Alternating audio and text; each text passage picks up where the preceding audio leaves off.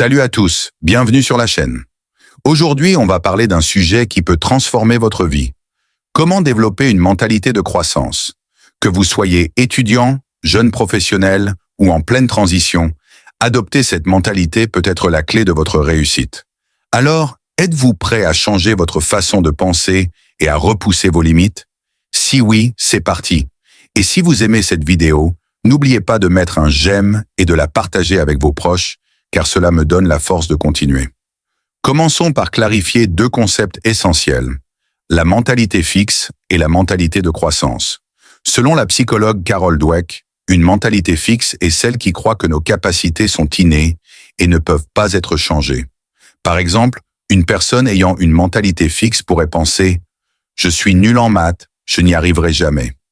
À l'opposé, une mentalité de croissance croit que les capacités peuvent être développées avec de l'effort, de la persévérance et de l'apprentissage.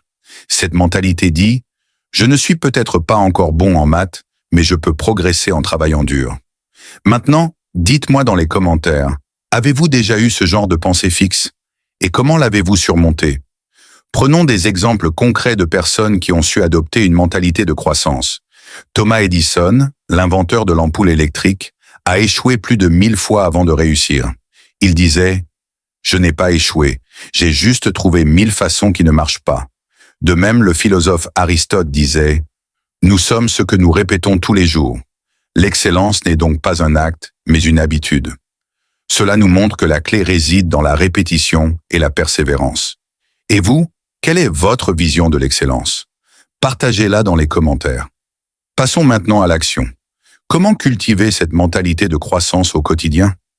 Voici 3 étapes clés. Acceptez l'échec comme une leçon. Chaque échec est une occasion d'apprendre et de grandir. L'échec n'est pas un mur, mais une porte vers l'amélioration. Adoptez la pratique délibérée, comme le disait Platon, la maîtrise de soi est le premier pas vers la liberté. La pratique constante est ce qui vous amène à un nouveau niveau. Entourez-vous de personnes positives et ambitieuses.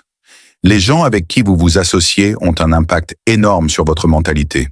Choisissez des personnes qui vous poussent à vous améliorer. Alors, êtes-vous prêt à changer votre vision des choses? Dites-le moi dans les commentaires. En résumé, la mentalité de croissance est la clé pour surmonter les obstacles, apprendre de nos erreurs et constamment évoluer. N'oubliez pas que le plus important n'est pas d'être parfait, mais de progresser chaque jour. Comme disait Confucius, ce n'est pas la montagne que nous conquérons, mais nous-mêmes. Alors, quel est le premier pas que vous allez faire aujourd'hui pour adopter une mentalité de croissance? Partagez vos réflexions dans les commentaires ci-dessous. Et n'oubliez pas, chaque petit effort compte. Si cette vidéo vous a inspiré, mettez un j'aime, abonnez-vous pour plus de contenu motivant et surtout, partagez cette vidéo avec vos amis. On se retrouve dans la prochaine vidéo.